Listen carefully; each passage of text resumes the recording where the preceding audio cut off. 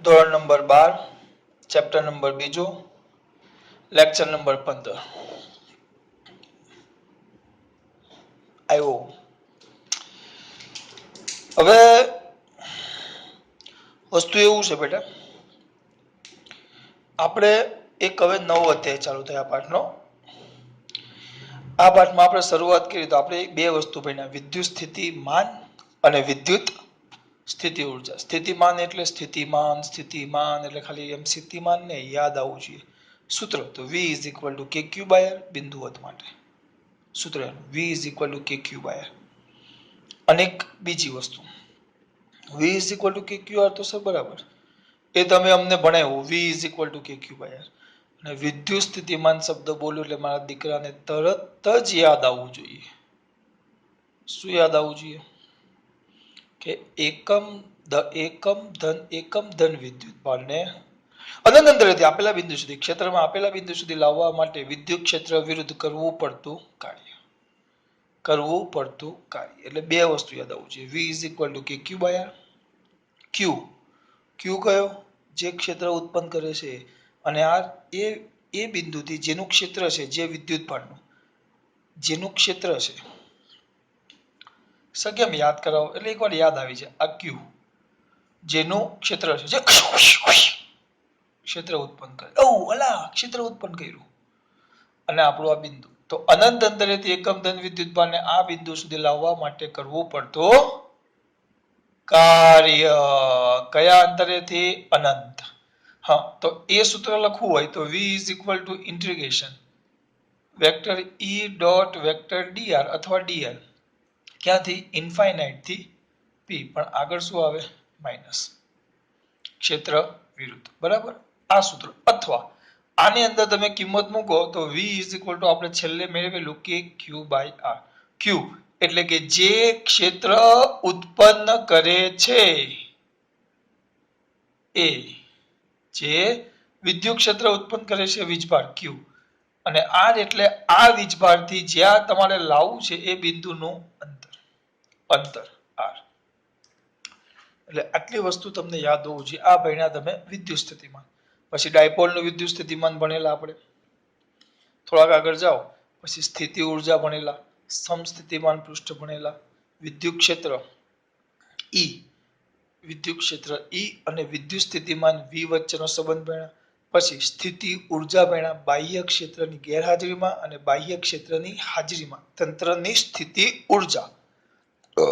મારા દીકરાઓને યાદ હોવું જોઈએ બેટા, એ તમારો એક પોર્શન પૂરો। હા, પછી સમાન વિદ્યુત ક્ષેત્રમાં ડાયપોલની સ્થિતિ ઊર્જા ભણ્યા હતા। ધીસ ઇઝ ધ યોર એક પોર્શન પૈતો તમારો આ પાઠનો। બીજો પોર્શન છે એ આવે કેપેસિટર।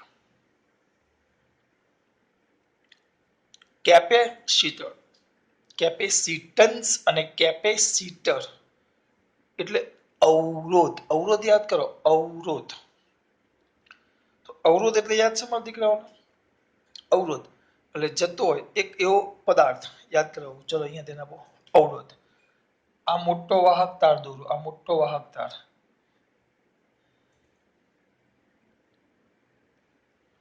એની અંદર આ બધા પરમાણુઓ છે, અને એમાંથી ઇલેક્ટ્રોન જાય અંદર, તો યાદ છે ઇલેક્ટ્રોન જાય ને, તો આ જે વાહક તારનો ટુકડો થયો, જ્યારે ઇલેક્ટ્રોન આની અંદર જશે ત્યારે એ ઇલેક્ટ્રોન આની સાથે અથડાશે, આમ ધડાધડ અથડાતો આગળ જાય। તો આ જે રીતે આગળ જાય છે, આ રીતે ધડાધડ, તો આ જે આગળ ગયો તો એની આ ગતિ અવરોધાય છે। તો આ જે પદાર્થ છે અથવા આ ટુકડો છે એક પદાર્થનો, એ આ આપણો કોઈક ઇલેક્ટ્રોન છે, એ ઇલેક્ટ્રોનની ગતિને અવરોધે છે। તો આ પદાર્થને શું કહેવાય? પદાર્થને કહેવાય અવરોધ। અને આ ગતિ અવરોધવાના ગુણધર્મને, એ ગુણધર્મ, this ગુણધર્મ is known as the, આ ગુણધર્મને કહેવાય અવરોધકતા। આ તમે ભણી ગયા છો 10મા ધોરણમાં।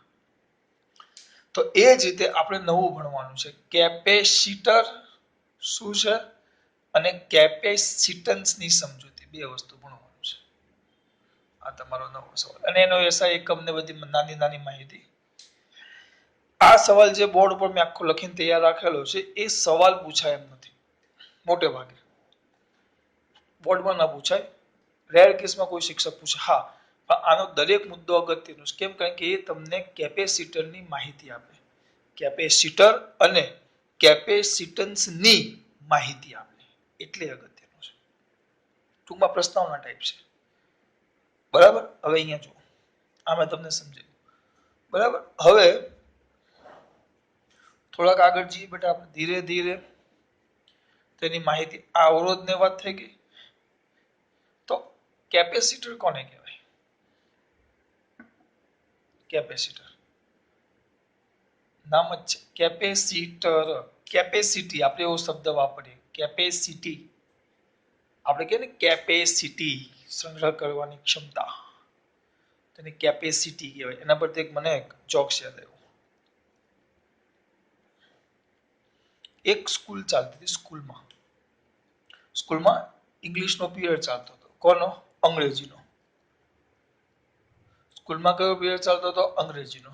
તો બોર્ડ ઉપર શિક્ષકે લખ્યું ઇલેક્ટ્રિસિટી. શિક્ષકે એક છોકરાને ઉભો કર્યો. ચલો ઉભો થા. નામ નથી આપતો. છગન ઉભો થા. છગન ઉભો થયો. ચલ બેટા બોલતો આને શું કહેવાય? તે બોલ્યો સર ઇલેક્ટ્રિસિટી. શિક્ષક શાંતિથી સમજાવે. બેટા ઇલેક્ટ્રિસિટી નહીં, ઇલેક્ટ્રિસિટી. બોલ પાછું. Sir electricity. અરે દીકરા ઇલેક્ટ્રિસિટી નહીં, ઇલેક્ટ્રિસિટી. પાછું બોલ. ઇલેક્ટ્રિસિટી. અરે યાર ઇલેક્ટ્રિસિટી નહીં, ઇલેક્ટ્રિસિટી. શિક્ષક 10 વાર મહિતો પણ એ છોકરો કઈ હરખો જવાબ આપ્યો નહીં. બામ જેવો. સર ઇલેક્ટ્રિસિટી નહીં, ઇલેક્ટ્રિસિટી જ બોલ્યો. તો એક કામ કરો.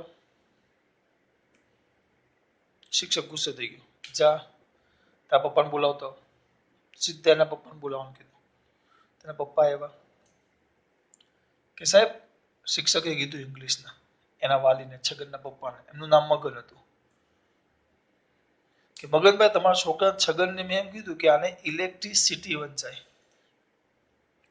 તે ક્યારનો ઇલેક્ટ્રિસિટીના જગ્યાએ ઇલેક્ટ્રિક કીટી કીટી કીટી વાંચે છે. કઈ બુદ્ધિ જ નથી. એટલે બાપા જોયા કરતા હતા. પછી કે સાહેબ તમે, હું આ નાનો છોકરો છે, હજી 5મા ધોરણમાં ભણે છે, એની કેપેસિટી નથી. એની હું નથી કેપેસિટી. સાહેબ કે આ તો એનો બાપ એના કરતા જાય એવો છે.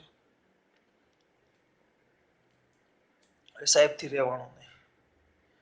કે જાવ એક કામ કરો, બે ને પ્રિન્સિપલના ઓફિસમાં લઈ ગયા. બે ની બધી વાત કરી, આમ ને તેમ ને પેલું. પ્રિન્સિપલ કે કામ કરો, આના દાદાને બોલાવો. તો એના દાદાને બોલાવ્યું. દાદાએ કીધું કે મેં તમારા છોકરાને એમ કીધું, તમારા પુત્રને આને ઇલેક્ટ્રિસિટી વાંચ. તો એ ઇલેક્ટ્રિસિટીના જગ્યાએ ઇલેક્ટ્રિસિટી વાંચે. તમારો છોકરો કેપેસિટીના જગ્યાએ કેપેસિટીના જગ્યાએ કેપેસિટી વાંચે. હવે આ લોકોને કેમ સમજાવવું મને? તમે પાછા આ લોકોને ઇંગ્લિશ મીડિયમના સ્કૂલમાં મૂક્યા છો. આવું થોડું ચાલે એમ. દાદાએ બધું સાંભળ્યું. પછી દાદા કે હું સાહેબ તમે આ નાની વાતને કેમ આટલી બધી પબ્લિસિટી કરો છો એમ? ટૂંકમાં બધા ખાનદાની જ આવા હતા. આ એવી વાત થઈ ગઈ. અમુકને જ ખબર પડી હશે પાછું. તો કેપેસિટર એટલે શું? એની વ્યાખ્યા. કેપેસિટન્સ એટલે શું? જેમ અવરોધ એટલે પદાર્થ જે ગતિ અવરોધે. અવરોધકતા એટલે ગતિ અવરોધવાના ગુણધર્મને અવરોધકતા કહેવાય. જેમ ચોર, જે વ્યક્તિ બધી વસ્તુ ખીચામાં નાખી દે એને ચોર કહેવાય. અને ચોરી, તો આ બધું ખીચામાં નાખવાની એની જે પ્રક્રિયા છે, એનો આ જે ગુણધર્મ છે, એને ચોરી કહેવાય. એ રીતે તો કેપેસિટર. તો કેપેસિટરની વ્યાખ્યા છે કોઈ પણ બે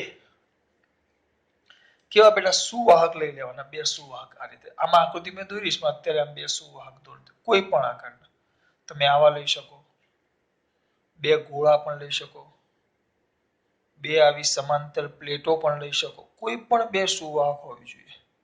કોઈ પણ બે સુવાહક. પ્લેટો જે બાજુમાં મૂકી દો.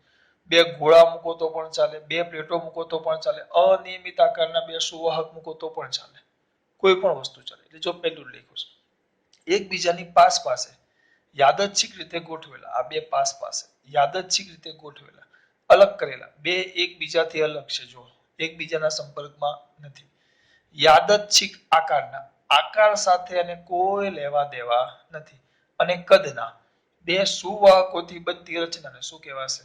કેપેસિટર. આ થઈ ગઈ કેપેસિટરની વ્યાખ્યા.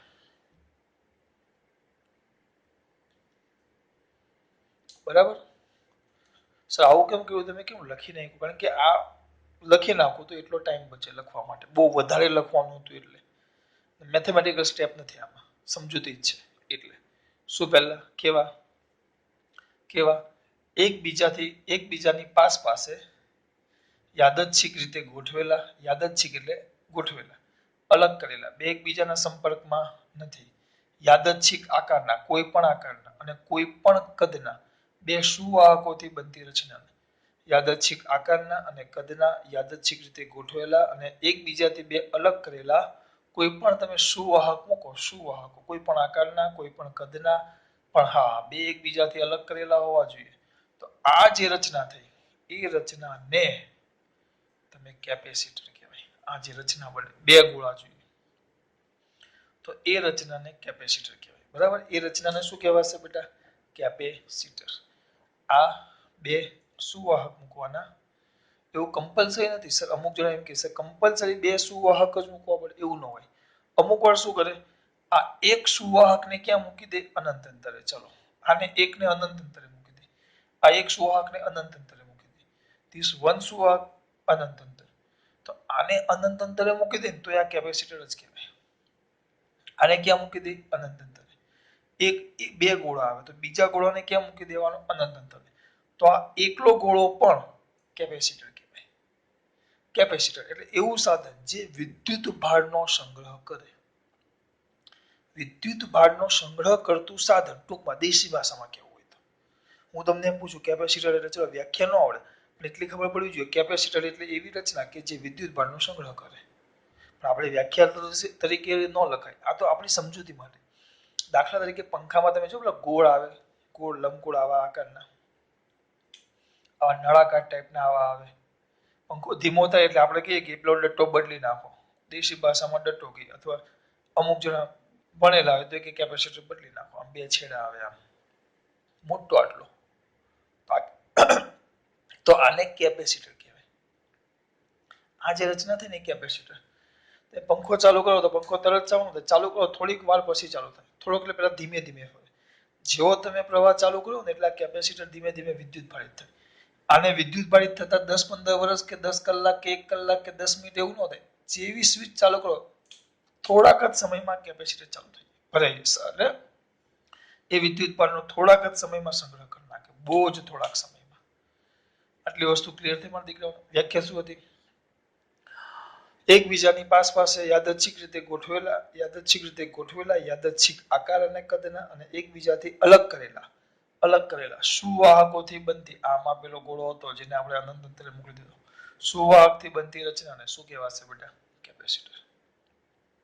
હવે તમને ધારો કે બે સુવાહક છે, આના પરનો વીજભાર પ્લસ ક્યુ છે, જે લેવો હોય ચલો ને. અહીંયા જો, અહીંયા નહીં જોતા, ધ્યાન ત્યાં જ જશે. આના પરનો વીજભાર માઇનસ ક્યુ છે અને આના પરનો વીજભાર પ્લસ ક્યુ છે.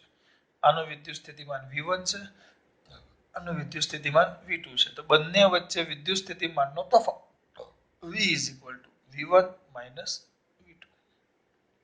V = V1 - V2. તો એ વસ્તુ આપણે અહીંયા સુધી પહોંચી ગયા. જો બે ગોળા લઈ લીધા, ધારો કે બે સુવાહક પર વિદ્યુતભાર -Q અને +Q છે તથા તેમના સ્થિતિમાન અનુક્રમે V1 અને V2 છે અને તેમની વચ્ચેનો સ્થિતિમાનનો તફાવત V બરાબર બે વીજભાર કેટલા કીધા? બે સુવાહકોના વીજભાર -Q અને +Q. વિદ્યુત સ્થિતિમાન કયા બેટા? તો એક કામ કરીએ, કારણ કે આમાં આપણે ક્રમમાં થોડુંક, જો આ +Q અને આ -Q, કારણ કે પ્લસના વિદ્યુત સ્થિતિમાનને V1 કીધું છે, V1 અને V2 છે, અને તેમની વચ્ચેનો વિદ્યુત સ્થિતિમાનનો તફાવત, આ બંને વચ્ચે તફાવત V = V1 - V2, કારણ કે એક પ્લસ છે ને એક માઇનસ છે, એટલે આ એક ધન ને એક ઋણ હોય તો આ બંને વચ્ચેનો તફાવત V = કયો ઇઝ ઇક્વલ ટુ બેટા V કયું થાય V1 પ્લસ V1 - V2, આટલું થઈ ગયું. હવે જો કીધું છે મેં તમને કે એક સુવાહકને અનંત અંતરે ધારી લઈએ તો બીજા એક જ સુવાહકને કેપેસિટર તરીકે ગણી શકાય. મેં તમને એ મુદ્દો સમજાવ્યો. બે હોય, બેમાંથી એકને તમે ક્યાં મૂકી દેવ અનંત અંતરે, બે હોય, બેમાંથી એકને ક્યાં મૂકી દેવ અનંત અંતરે, અને એક જ કેપેસિટર રાખો, એક જ ખાલી સુવાહક મૂકો તો એ એકલો સુવાહક પણ કેપેસિટર તરીકે વર્તે. હા, પણ બીજો ક્યાં હોવો જોઈએ અનંત અંતરે, બીજો ક્યાં હોવો જોઈએ અનંત અંતરે, બીજો ક્યાં હોવો જોઈએ અનંત અંતરે. આ વાત થઈ. તો પ્લસ ક્યુ અને માઇનસ ક્યુ અઘરું નથી, બહુ જ સિમ્પલ વસ્તુ છે. ચલો આટલામાં ખબર પડી. પ્લસ ક્યુ અને માઇનસ ક્યુ. પહેલા શું વ્યાખ્યામાં શું બોલ્યા આપણે? સિમ્પલ. યાદચ્છિક આકાર અને કદના, યાદચ્છિક રીતે ગોઠવેલા, એકબીજાથી અલગ કરેલા. આસપાસ યાદચ્છિક રીતે ગોઠવેલા, અલગ કરેલા, યાદચ્છિક આકાર અને કદના સુવાહકોથી બનતી રચનાને શું કહેવાશે? કેપેસિટન્સ. બે સુવાહક લીધા છે, એક પરનો વીજભાર પ્લસ ક્યુ છે, બીજાનો વીજભાર માઇનસ ક્યુ છે, આનું વિદ્યુત સ્થિતિમાન V1 છે, બીજાનું વિદ્યુત સ્થિતિમાન V2 છે, અને બંને વચ્ચેનો વિદ્યુત સ્થિતિમાનનો તફાવત V = V1 - V2 છે. એટલે અહીંયા સુધી પહોંચી ગયા છો. થોડોક ટાઈમ બચે, બીજું કાંઈ નહીં. એટલે પેલો જો 1.5 કલાકનો વિડીયો થાય ને આપણે 40 મિનિટમાં પતી જાય. આ લખેલું હોય એટલે. અને હા, વાક્ય રચના બેઠી આવે, બીજું કાંઈ નહીં. હું ડાયરેક્ટ લખાવું તો થોડીક વાક્ય રચના અલગ પડે. હવે આ બેમાંથી એકને તમે ક્યાં મૂકી દેવ અનંત અંતરે, તો આ એકલો પણ કેપેસિટર તરીકે જ વર્તે છે. કેપેસિટર તરીકે શું થાય? વર્તે. અને આ બે ગોળા હોય, ચલો સર આમાં વિદ્યુતભાર ન હોય તો આ તમારી બે પ્લેટ છે, બે ગોળા છે, તો એને તમે બેટરી સાથે જોડો. આ કોઈ બેટરી છે તો આ બેટરીનો ધન છેડો, આ બેટરીનો ઋણ છેડો બેટરી સાથે જોડો, સ્વાભાવિક છે. તો આ જે છે ધન વીજભારિત થઈ જશે અને આ કેવું થઈ જશે? ઋણ વીજભારિત. આ ધન વીજભારિત થઈ જાય અને આ ઋણ વીજભારિત થઈ જાય.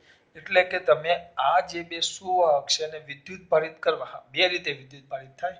આમ સુવાહક હોય તો એ બે રીતે થાય. જો પહેલા આ બે તટસ્થ છે, હવે ખાલી સમજાવું તટસ્થ છે, આ બંને તટસ્થ છે, બે સુવાહક મૂક્યા. પણ હવે હું આના પરથી ઇલેક્ટ્રોનને આ બાજુ લઈ જાઉં. કેટલા ઇલેક્ટ્રોનને? 5 ઇલેક્ટ્રોન. તો આને 5 ઇલેક્ટ્રોન ઘુમાવ્યા તો આ +5 થઈ જાય અને આ -5 થાય. એક રીતા કે બંને વચ્ચે વીજભારની આપ-લે કરો તો એ બે વિદ્યુત ભારિત થાય. પણ જો તમારે એમ ન કરવું, if you not want this type, જો તમે આ રીતે ઈચ્છતા ન હોય, જો તમે આ રીતે ઈચ્છતા ન હોય તો તમે બીજી રીતમાં કરી શકો છો. બીજી રીતમાં કઈ જ નહીં. આ એક રીત તો થઈ. આ રીતે ન ઈચ્છો તો બીજી રીત છે. બીજી રીતમાં શું કરવાનું? ડાયરેક્ટ બેટરીના બે ટર્મિનલ સાથે જોડી નાખો, એટલે બે છેડા સાથે. તો ધન સાથે જે જોડાય એ ધન વીજભારિત થઈ જાય અને ઋણ પ્લેટ સાથે જોડાય એ ઋણ વીજભારિત થઈ જાય. આ થઈ ગયું.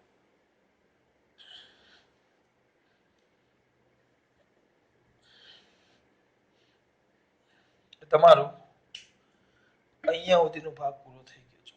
એક આખો ભાગ પહેલો. હું આમાંથી બોલીશ તો નહીં જ ફાવે. એટલે પહેલા કેટલા? બે કેવા? એકબીજાની પાસે યાદચ્છિક રીતે ગોઠવેલા, એકબીજાથી અલગ કરેલા, યાદચ્છિક આકાર અને કદના બે સુવાહકોથી બનતી રચનાને કેપેસિટર કહેવાય. બે સુવાહકો આકૃતિમાં દર્શાવેલા છે. એક પરનો વીજભાર પ્લસ ક્યુ છે, બીજાનો વીજભાર માઇનસ ક્યુ છે. એકનું વીજભાર વિદ્યુત સ્થિતિમાન V1 છે, બીજાનું વિદ્યુત સ્થિતિમાન V2 છે. બંને વચ્ચેનો વિદ્યુત સ્થિતિમાનનો તફાવત કેટલો થશે? V1 - V2. હવે એકને અનંત અંતરે મૂકી દો, એક ગોળાને અથવા એક સુવાહકને. તો જે એક સુવાહક, બેમાંથી એકને બીજાને અનંત અંતરે મૂકી દે તો પહેલો જે વધ્યો સુવાહક એ પોતે પણ કેપેસિટર તરીકે વર્તે. બરાબર? અને વીજભારિત કરવા માટે બેટરીના બે છેડા સાથે જોડો તો પણ એ વીજભારિત થઈ જાય. તમારો આ ભાગ પૂરો. હવે ધીમે ધીમે આગળ જઈએ. હવે અહીંયા ધ્યાન આપજો. બે કેપેસિટર છે. આ બે આ રીતે, નકર તમે આમ બે ગોળા લઈ લો તો પણ ચાલે. આનો પ્લસ ક્યુ હતો, આનો માઇનસ ક્યુ છે. તો આ બેમાંથી કોઈ એકનો વીજભાર લઈ લેવાનો, કોઈ એકનો વીજભાર લઈ લેવાનો. દાખલા તરીકે આ પ્લસ ક્યુ લઈ લઈએ આપણે, બે માંથી ગમે તે એકનો વીજભાર લઈ લો, બે માંથી કોઈ પણ એકનો વીજભાર લઈ લો, તો જો હું આનો વીજભાર લઈ લઉં, કોઈ પણ એકનો લેવાય, તો આનો વીજભાર લઈ લ્યો તો આ એક ગોળાનો વીજભાર, કોઈ પણ બે નો નહીં લેવાનો. જો તમે કુલ લેવા જશો કુલ વીજભાર, તો એક તો પ્લસ ક્યુ છે, બીજો માઇનસ ક્યુ છે, તો કુલ વીજભાર તો કેટલો થઈ જશે તમારો? 0. એક કયો ક્યુ છે? પ્લસ ક્યુ છે, બીજો કેવો છે? માઇનસ. તો આમ કેપેસિટરનો આમ તમે વીજભાર જોવા જાઓ તો એક ધન પ્લેટ એક ઋણ પ્લેટ, તો કુલ વીજભાર તો કેટલો થવાનો? 0. પણ એમ નો આવે. કેપેસિટરનો વીજભાર એટલે કોઈ પણ એક સુવાહક પરના વીજભારને બે માંથી કોઈ પણ એકનું મૂલ્ય લઈ લ્યો તો આનો વીજભાર ક્યુ થયો, બરાબર. તો એ જે વીજભાર થયો, એકનો વીજભાર જે ક્યુ થયો, એને જ કેપેસિટર પરનો શું કહેવાશે બેટા? વિદ્યુતભાર. એને જ કેપેસિટરનો શું કહેવાશે બેટા? વિદ્યુતભાર. એને જ કેપેસિટર પરનો શું કહેવાશે? વિદ્યુતભાર. આમાં ખબર પડી? ચલો, કેટલા છે તમારી પાસે? બે છે. જો એક આયરો, આના પર અહીંયા પ્લસ વીજભાર છે, આના પર અહીંયા માઇનસ વીજભાર છે, બરાબર. માઇનસ, આ પ્લસ વીજભાર, આ ઋણ પ્લેટ, આ ધન સુવાહક, આ ઋણ સુવાહક. વિદ્યુત ક્ષેત્ર હંમેશા ક્યાં જાય? ધન થી ઋણ તરફ જ. ધન થી ઋણ તરફ જ જાય, ધન થી ઋણ તરફ જ જાય. તો આ જે વિદ્યુત ક્ષેત્રનું આપણે ભણી ગયા, E is equal to સૂત્ર શું આવે બેટા? KQ/R². આને હમણાં રહેવા દો, K અને R તો અચળ છે એટલે E ચલે છે, શું આવશે? Q. એટલે કે જે આ વિદ્યુત ક્ષેત્ર આ બંને વચ્ચે, કારણ કે એક પ્લસ છે ને એક માઇનસ છે, તો ઓલવેઝ વિદ્યુત ક્ષેત્ર પ્લસ થી કઈ તરફ હોય? માઇનસ તરફ. પ્લસ થી કઈ તરફ હોય? માઇનસ તરફ. પ્લસ થી કઈ તરફ હોય? માઇનસ તરફ. તો હવે જો 3 હોય ને વિદ્યુત ક્ષેત્ર, અને આમાં બહુ જ બધા ધન વીજભાર છે અને અહીંયા બહુ જ બધા ઋણ વીજભાર છે, તો આ ક્ષેત્ર વધુ પ્રબળ થાય. ટૂંકમાં વિદ્યુત ક્ષેત્ર એ વીજભારના કયા પ્રમાણમાં હોય? સમપ્રમાણમાં. આ પહેલી વસ્તુ થઈ. વિદ્યુત ક્ષેત્ર કોના? વીજભારના કયા પ્રમાણમાં થાય? સમપ્રમાણમાં. એટલે એ વસ્તુ આપણે અહીંયા સુધી વાત કરી. જો પહેલું, એક સુવાહક પરના વિદ્યુતભાર Q ને કેપેસિટરનો વિદ્યુતભાર કહે છે. કેપેસિટર પરનો કુલ વીજભાર તો કેટલો થાય છે? 0. કેપેસિટરની અંદર પ્લસ Q વિદ્યુતભારથી માઇનસ Q તરફ હોય, પ્લસ થી કઈ તરફ હોય? માઇનસ તરફ. એટલે આ જો દર્શાવ્યું પ્લસ થી હંમેશા કઈ તરફ હોય? માઇનસ તરફ. અને એટલે કે છે જે પાછું વિદ્યુતભાર Q ના સમપ્રમાણમાં, જેટલો આ વધુ વીજભાર, જેટલો આ વધુ ધન, એટલો આ વધુ ઋણ, તો વિદ્યુત ક્ષેત્ર એટલું પ્રબળ થાય. બહુ ઓછો વીજભાર તો વિદ્યુત ક્ષેત્ર કેવું હોય? ઓછું હોય. એટલે કે આ બંને વચ્ચે ઉત્પન્ન થતું વિદ્યુત ક્ષેત્ર એ વિદ્યુતભારના કયા પ્રમાણમાં હોય? સમપ્રમાણમાં. ધીમે ધીમે જો દરેક મુદ્દાની આકૃતિ દોરતો અહીંયા સમજાવતો જાઉં છું, બરાબર. એટલે આપણે અહીંયા સુધી પતી ગઈ. 50% તમારી થિયરી થઈ. કેટલા? 50%. પાછું એકવાર જોવું છે, પછી જોઈએ. પહેલા આટલું બતાવી દઈએ આપણે. હવે જો, હવે ધ્યાન આપજો. હા, આખું અહીંયા પાછું સમજાવીશ, ચિંતા નહીં કરો. ચલો, અમે થોડી ચિંતા કરીએ. ચિંતા કોને હોય? તમારે. અમારે થોડી હોય. ચલો જોઈએ મારા દીકરાઓને. સર શું કરશું? મારો વારો, તમે ચિંતા કેમ કરો છો? ચલો, આ બે પ્લેટ છે. આપણી પહેલો સુવાહક, આ બીજો સુવાહક. આ બંને વચ્ચેનો વિદ્યુત સ્થિતિમાનનો તફાવત કેટલો છે? V. આ પહેલો સુવાહક અને આ બીજો સુવાહક. આના તફાવતને આપણે શું કહેતા? V. કદાચ યાદ હોય તો જો યાદ રાખો. અહીંયા Q વીજભાર હતો જે વિદ્યુત ક્ષેત્ર ઉત્પન્ન કરતો. આગળની થિયરી યાદ કરું છું. અનંત અંતરેથી એકમ ધન વીજભારને બિંદુ P સુધી લાવવા માટે કરવું પડતું કાર્ય, જે તમે V1 કહો છો. અનંત અંતરેથી, અનંત અંતર છે.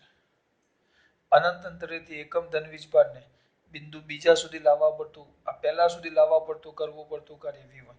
બીજા સુધી લાવવા માટે કરવું પડતું કાર્ય, આ થઈ ગયું V1, આ થઈ ગયું V2. એકમ ધન વીજભારને અનંત અંતરેથી બિંદુ P સુધી લાવવા માટે કરવું પડતું કાર્ય V1. અનંત અંતરેથી એકમ ધન વીજભારને બિંદુ 2 સુધી લાવવા માટે કરવું પડતું કાર્ય V2. વિદ્યુત સ્થિતિમાન કહેતા આપણે. હવે જુઓ, પછી મેં તમને એક વસ્તુ શીખવેલું હતું નહીં, પણ મેં તમને શીખવેલું કે એકમ ધન વીજભારને બિંદુ 1 થી બિંદુ 2 સુધી લઈ જવા માટે કરવું પડતું કાર્ય 1 થી 2 સુધી. 1 થી 2 સુધી લઈ જવા માટે કરવું પડતું કાર્ય. તો આપણે યાદ છે મેં તમને કીધેલું એને આપણે એમ કહેતા v2 v1. તો આપણે એવું લખેલું એકમ ધન વીજભારને બિંદુ P થી Q સુધી લઈ જવા માટે કરવું પડતું કાર્ય. તો એને આપણે W ઇન્ટિગ્રેશન માઇનસ P થી Q vector E dot vector dr અથવા dl અથવા dx તમારે જે કહેવું હોય કહેવાય. આ લખતા આની જગ્યાએ મેં તમને બીજું પણ કીધેલું એને આપણે v of q minus v of p કહેતા. એટલે કે q અને p બંને બિંદુ વચ્ચેના વિદ્યુત સ્થિતિમાનનો તફાવત જેટલો થાય. મારે p થી q સુધી લઈ જવું હોય તો બંને વિદ્યુત સ્થિતિમાનના એ બંને બિંદુઓ વચ્ચેના વિદ્યુત સ્થિતિમાનનો તફાવત એ એકમ ધન વીજભારને p થી q સુધી લઈ જવા માટે કરવું પડતું શું આપે કાર્ય.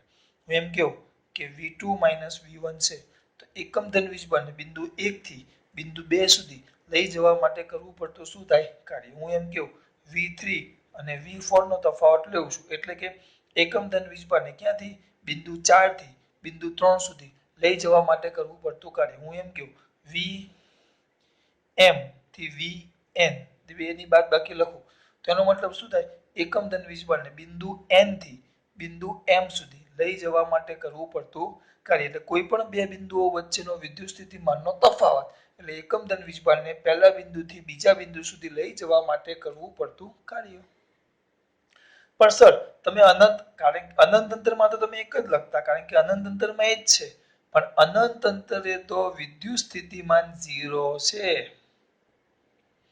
અનંત અંતરે તો વિદ્યુત સ્થિતિમાન 0 છે. તો અમુક તજજ્ઞ નક્કી સર અનંત અંતરે વિદ્યુત સ્થિતિમાન કેમ 0 છે તેનું રીઝન છે. સૂત્ર શું હતું v kq/r તો k q/r ઇન્ફાઇનાઇટ તો કેટલું થઈ જાય 0. સિમ્પલ વસ્તુ છે. એટલે અનંત અંતરે વિદ્યુત સ્થિતિમાન કેટલું 0 કારણ કે અનંત અંતરે કોઈ વિદ્યુત ક્ષેત્ર ને એવું કઈ છે જ નહીં. ટૂંકમાં તમને આમાં ખબર પડી હું એમ કહું કે કોઈ પણ બે બિંદુઓ વચ્ચેનો નથી હરખું પૂછાતું કોઈ પણ બે બિંદુઓ વચ્ચેનો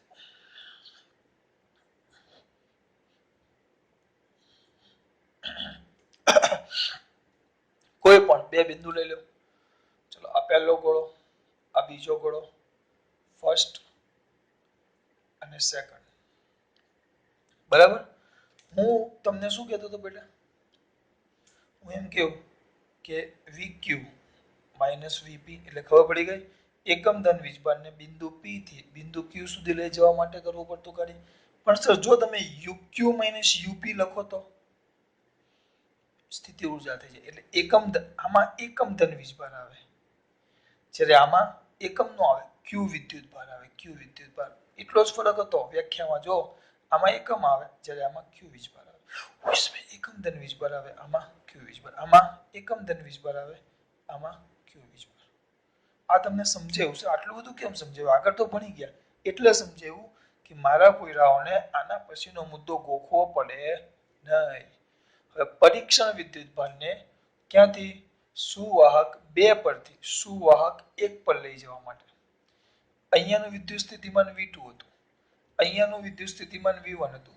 તો હું બિંદુ 2 આ ગોળાને આપણે બીજો બિંદુ તો સુવાહક 2 પરથી સુવાહક 1 પર લઈ જવા માટે કરવું પડતું કાર્ય એ બંને વચ્ચેના વિદ્યુત સ્થિતિમાનના તફાવત જેટલું હોય એટલે v v1 શું થાય v2.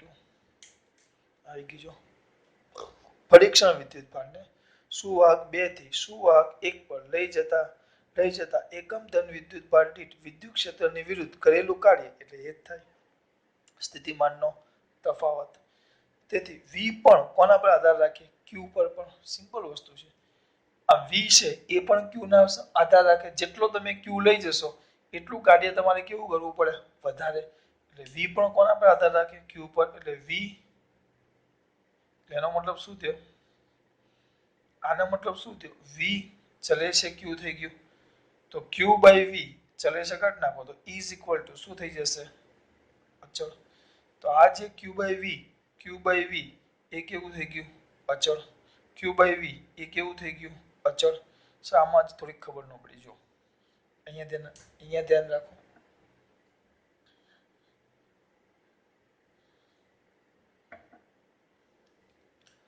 v is equal to v1 minus v2 એટલે એકમ ધન વીજભારને આ બાજુ લઈ જવા માટે કરવું પડતું કાર્ય.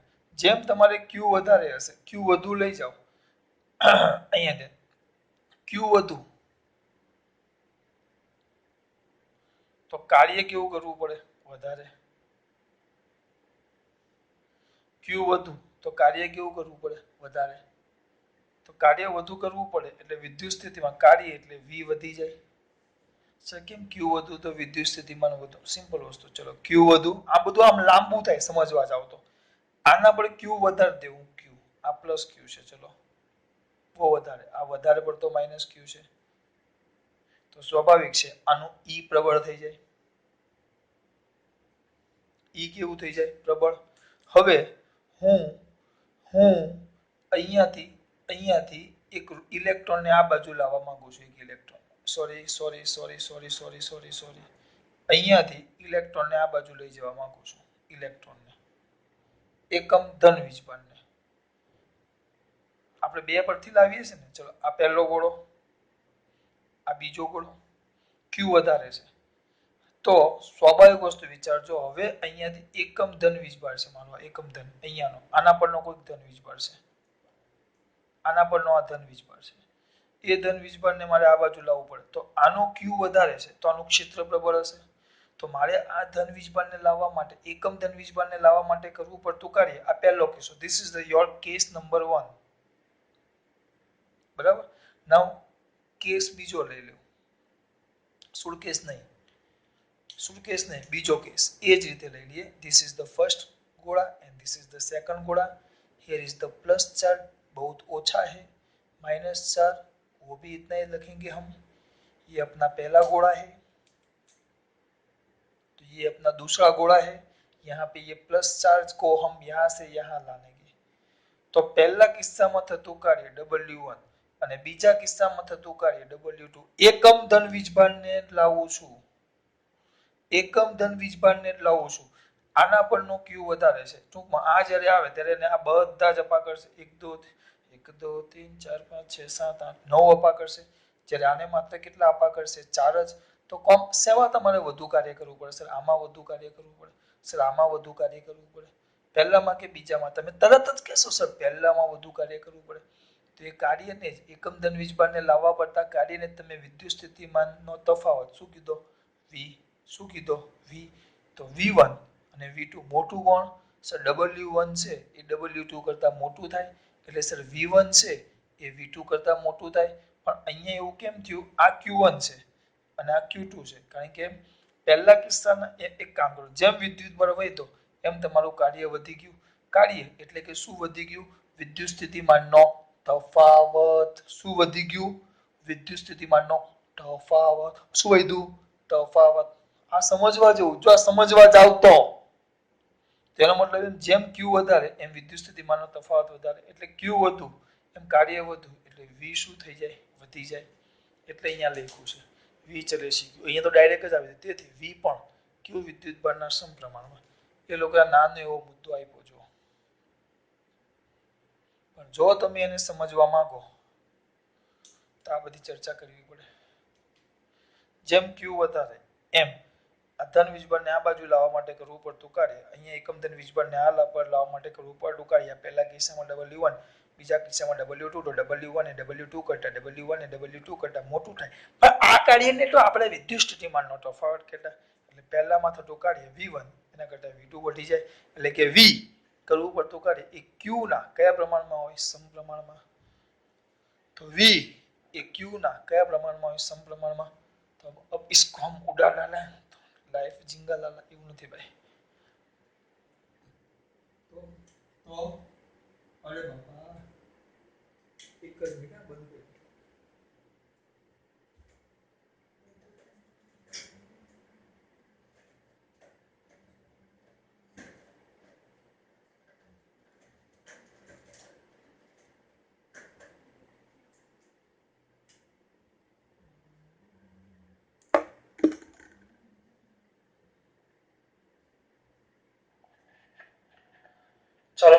બાજુ ક્યાં હતા છેલ્લે આપણે સાબિત કર્યું છેલ્લે આપણે જોયું કે ભાઈ વી એ જે વી છે એ ક્યુ ના સમપ્રમાણમાં એટલે ક્યુ ચલે છે વી તો Q by V is equal to શું થઈ જશે બેટા અચળ તો આ જે અચળ થયું ને આ અચળ એ અચળને જે લોકોએ નામ આપ્યું કેપેસિટન્સ ઇંગ્લિશમાં લખ્યું છે એનો સ્પેલિંગ આવડે છે એટલે મને એને જો તો ક્યુ બાય વી નો ગુણોત્તર અચળ રહે છે જે C is equal to Q by તો સી ને જ કેપેસિટર નું શું કહેવાશે કેપેસિટન્સ એટલે આ ભાગ કેપેસિટર ની વાત થઈ અને આ ભાગ કેપેસિટન્સ ની વાત થઈ ધીસ ઇઝ યોર વસ્તુ થિયરી એટલે આ બે મુદ્દા તમને સમજાવ્યા છે કે ભાઈ કેપેસિટર એટલે શું અને કેપેસિટન્સ એટલે શું એટલું જ સમજાવ્યું છે મેં તમને કઈ બીજું બહુ વધારે પડતું લાંબુ નથી ચલાવ્યું બે વસ્તુ જ સમજાવ્યું છે હા હવે કઈ નથી કોના પર આધાર રાખે એની વ્યાખ્યા એ બધી વસ્તુ છે જોઈએ આપણે ચલો હવે અહીંયા ધ્યાન આપજો પાછું આટલો ભાગ એકવાર રિવિઝન કરી દો પછી આ ભાગ નું નહીં અડીશ ધ્યાન રાખજો પહેલા કેવા અહીંયા ધ્યાન એકબીજાની પાસે મૂકેલા યાદચ્છિક આકાર અને કદના એકબીજાથી અલગ કરેલા યાદચ્છિક આકાર અને કદના એકબીજાથી અલગ કરેલા દેખાય છે ને એકબીજાથી અલગ કરેલા યાદચ્છિક આકાર અને કદના સુવાહકથી બનતી રચનાને કેપેસિટર કહેવાશે એક આ પહેલો સુવાહક આ બીજો સુવાહક આના પરનો વીજભાર પ્લસ ક્યુ આના પરનો વીજભાર માઇનસ ક્યુ આનું વિદ્યુત સ્થિતિમાન V1 આનું વિદ્યુત સ્થિતિમાન V2 આ V1 આ V2 તો બંને વચ્ચેનો વિદ્યુત સ્થિતિમાનનો તફાવત V V1 V2 બે ગોળા છે તો બેમાંથી કોઈ એકને તમે કયા અંતરે પણ મૂકી શકો અનંત અંતરે જો આ ગોળાને હું અનંત અંતરે લઈ લઉં તો પણ આ એક ગોળો વધે બીજા ગોળાને અનંત અંતરે લઈ લઉં તો આ એક ગોળો વધે એક ગોળો પણ કેપેસિટર તરીકે કામ કરે છે કેપેસિટરને આ બે ગોળા છે તમે જો એને વિદ્યુતભારિત કરવા માંગતા હોય તો બેટરીના બે ટર્મિનલ સાથે જોડીને પણ તમે એને વિદ્યુતભારિત કરી શકો છો હવે તમને એમ પૂછે આ પ્લસ ક્યુ છે તો આ માઇનસ ક્યુ થયો તો કોઈ પણ એકનો વીજભાર ક્યુ એને કેપેસિટર પરનો વીજભાર કહેવાશે હા એકનો વીજભારને કેપેસિટર પરનો વીજભાર કહેવાય કારણ કે કુલ ટોટલ જો તમે ટોટલ કરવા જશો તો ટોટલ વીજભાર Q = 0 થશે ટોટલ કેપેસિટરનો વીજભાર તો 0 જ થાય કેમ કારણ કે જેટલો પ્લસ એટલો બીજા પર માઈનસ ભાઈ હું કઈ બોલું છું ખબર પડે છે પછી મેં તમને સમજાવ્યું જેમ Q વધે પછી આ બે પ્લેટ આપણે લીધેલી આ પ્લસ Q આ માઈનસ Q તો વિદ્યુત ક્ષેત્ર હંમેશા પ્લસ Q થી કઈ તરફ હોય માઈનસ Q તરફ અને જેમ વીજભાર વધતો જશે એમ તમારું આ વિદ્યુત ક્ષેત્ર E પ્રબળ થતું જાય એટલે E ચલે છે શું આવશે બેટા Q આવી ગયો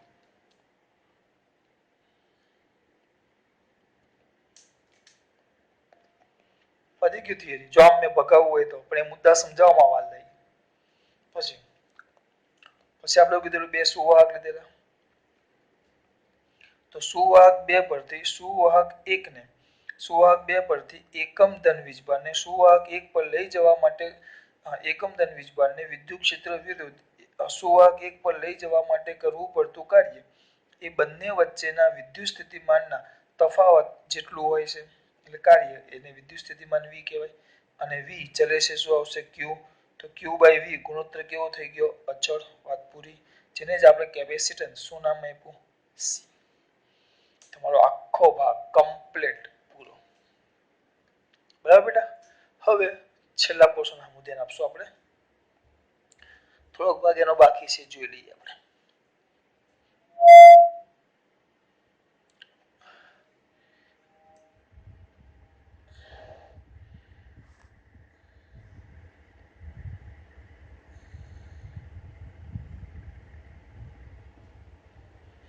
હવે થોડીક વાત કરીએ મેં તમને આટલું ચલાવ્યું એટલે આ પોર્શન પૂછી નાખો કારણ કે મારે લખવા માટે જોશે જગ્યા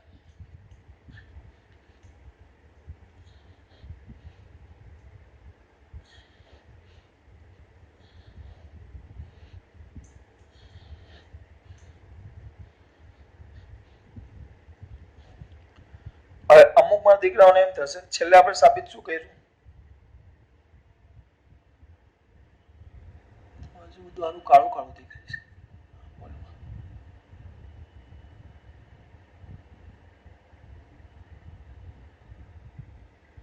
છે જો એમાં દીકરાઓ કેપેસિટરની વ્યાખ્યા આવી ગઈ હવે કેપેસિટન્સની વ્યાખ્યા છે એમાં કઈ બહુ વધારે નથી વિચારવાનું હવે આપણે એ લોકો એમ કીધું છે બે સમાનતા પ્લેટ લઈ લો કોઈ પણ પ્લેટ લેવાય પણ આમાં સમાનતા પ્લેટ આપી દીધો તો આ સમાનતા પ્લેટ પરનો આપણે ભણી ગયા આના પરનો વીજભાર પ્લસ ક્યુ તો આના પરનો વીજભાર માઇનસ ક્યુ બંને વચ્ચેનો વિદ્યુત સ્થિતિમાનનો તફાવત કેટલો હતો વી ગોળના જગ્યાએ સમાંતર પ્લેટ આમ બે ચોકડી બાજુમાં અથવા બે પૂંઠા બાજુમાં મૂકી દીધા છે આમ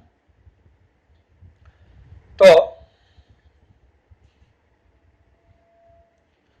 આ કયો ક્યુ પ્લસ ક્યુ અને આ માઇનસ ક્યુ તો કેપેસિટર પરનો આ બેમાંથી કોઈ એકનો વીજભાર ક્યુ બે સમાંતર પ્લેટ કેપેસિટરમાં કોઈ એક પરનો વીજભાર ક્યુ અને બંને વચ્ચેના વિદ્યુત સ્થિતિમાનનો તફાવત વી ના ગુણોત્તરને કેપેસિટન્સ શું કહેવાશે બેટા સી પણ યાદ રાખજો કેપેસિટન્સ સી એ ક્યુ અને વી પર આધાર રાખતો નથી સર કેમ આવું બોલ્યા તમે યાર એક બાજુ તમે લખ્યું સી બરાબર ક્યુ બાય વી તો જે કેપેસિટન્સ સી છે એ તો ક્યુ અને વી પર શું રાખવો જોઈએ આધાર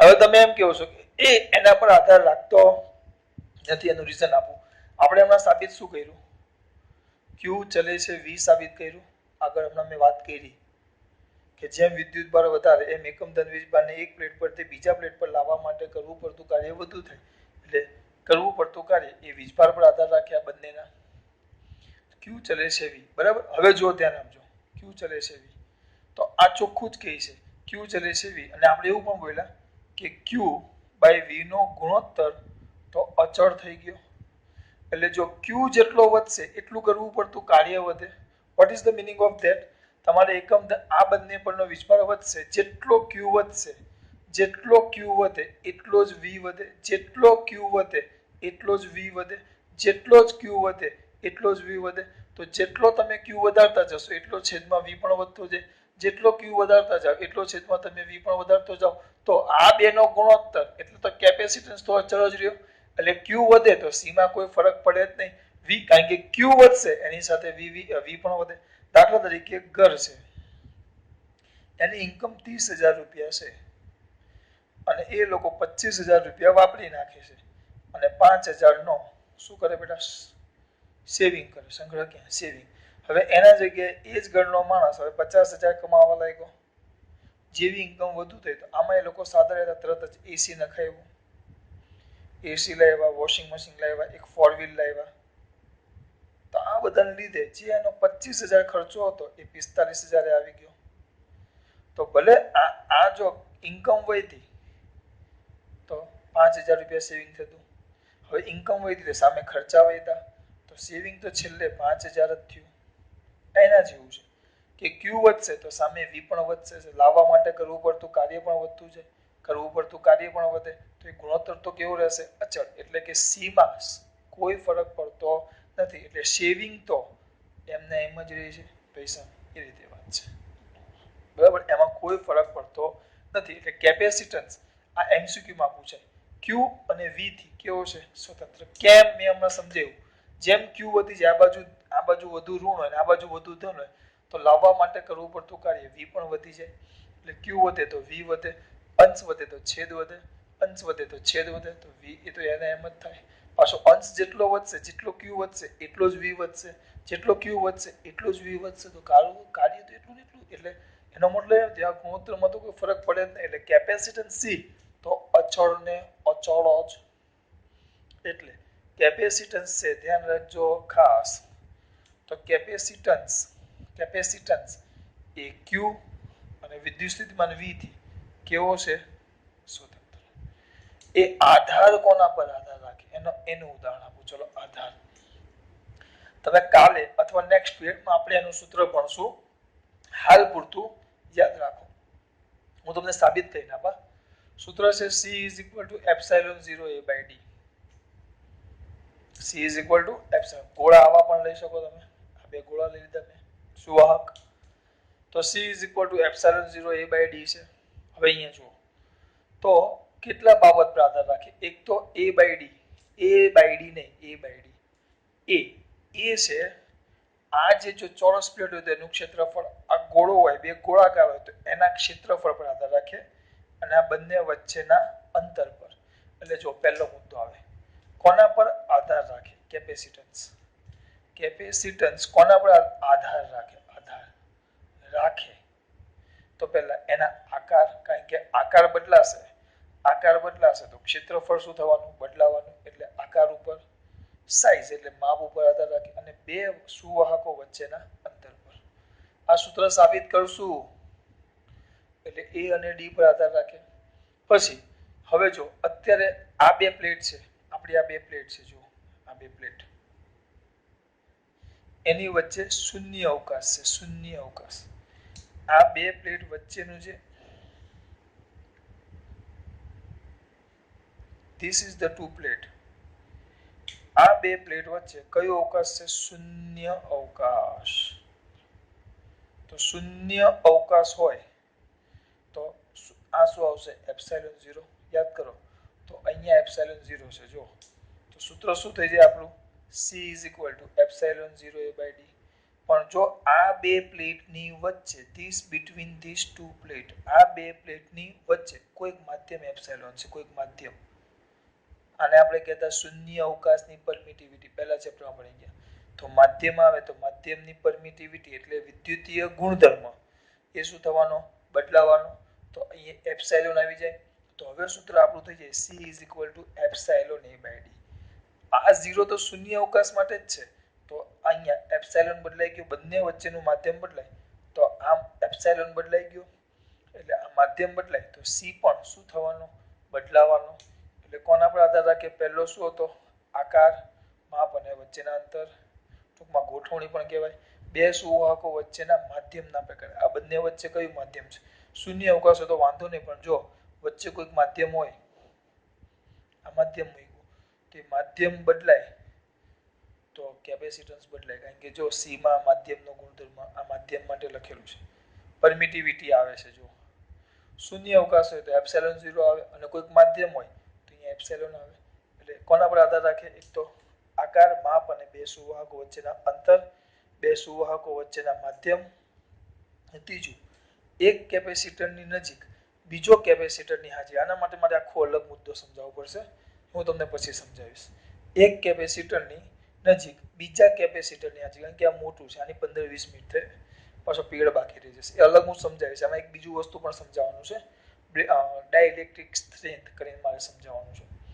બરાબર? ત્યારે હું જોઈશ. એક કેપેસિટરની નજીક બીજો શું મૂકવામાં આવે? કેપેસિટર. ત્યારે આવું થાય. એટલે કેટલી બાબત પર આધાર રાખે? 3. કઈ 3? પહેલું, એક તો એનો શું બેટા? આકાર. પછી બંને વચ્ચેની અંતર અને એના માપ. પછી એ બે વચ્ચે જે માધ્યમ છે, બે પ્લેટો વચ્ચેનું જે માધ્યમ હોય એના પર આધાર રાખે. એટલે અહીંયા આવી ગયું. અને એકની એક કેપેસિટરની હાજરીમાં બીજો નજીક કેપેસિટર મૂકો, એના પર આધાર રાખે. હા, પછી આગળ, પછી આધાર ન રાખે. આ બધું MCQ માં આવે. કોના? હા, Q અને C પર તો આધાર, Q અને V પર તો આધાર રાખતો જ નથી. બીજું કોના પર આધાર ન રાખે? તો આધાર કોના પર ન રાખે? જો ધ્યાન આપજો.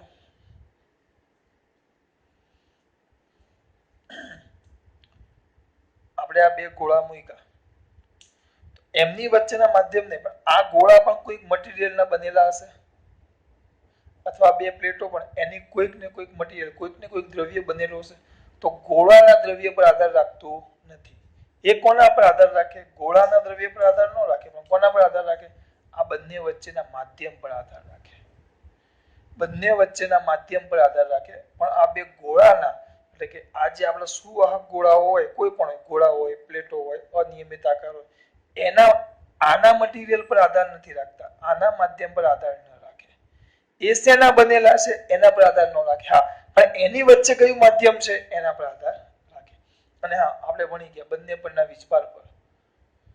એટલે કોના? સુવાહક દ્રવ્યના પ્રકાર.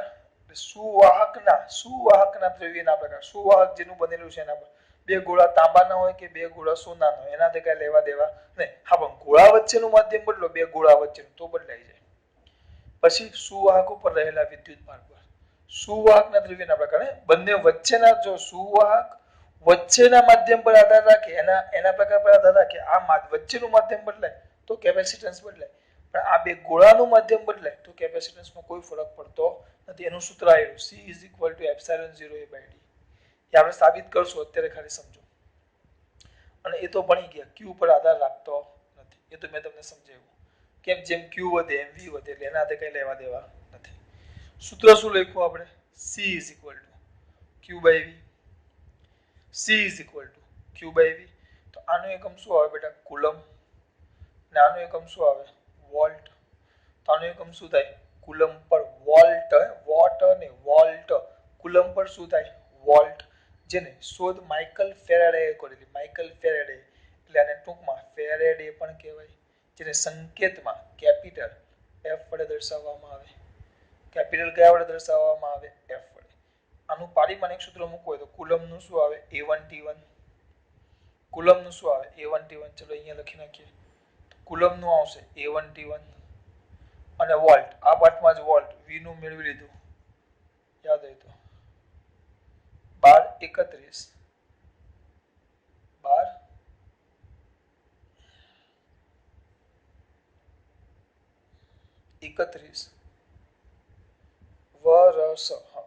31 છેલ્લા બે માઇનસ. આપણે 11માં કીધેલું વર્ષ વિદ્યુત સ્થિતિમાન. આને કહેતા 12 31 છેલ્લા બે માઇનસ. આને કહેતા 12 32 છેલ્લા બે માઇનસ. આને કહેતા 12 42 પહેલા બે માઇનસ. તો કરો, જો થઈ જશે. M -1 L2 ઉપર જાય એટલે -2 T4 અને A2. આ થઈ ગયું 12 42 છેલ્લા બે માઇનસ, સોરી પહેલા બે માઇનસ. આ સાબિત કર્યું મેં, બરાબર. પછી આના બીજા એકમો આપ્યા. એક માઇક્રોફેરાડે તો 10⁻6 ફેરાડે થાય. બીજા ચેપ્ટરના મેં તમને વિડીયો મોકલેલા જોવા માટે, જોઈ લેવાના 11માં. પછી એક નેનો ફેરાડે તો 10⁻9 ફેરાડે. આ નેનો એટલે 9 પીકો ફેરાડે તો 10⁻12 ફેરાડે. એટલે આ બધું એક માર્ક્સના સવાલ છે બધા. છેલ્લું પછી આમાં આપ્યું છે, જો તમે કેપેસિટર આમ દોરો, આ કેપેસિટરની સંજ્ઞા છે, બે સરખી પ્લેટો. હા, આમ નો ચાલે.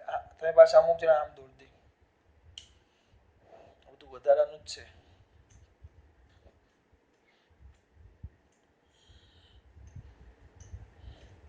ચલો 1 મિનિટ જોઈ લઈએ.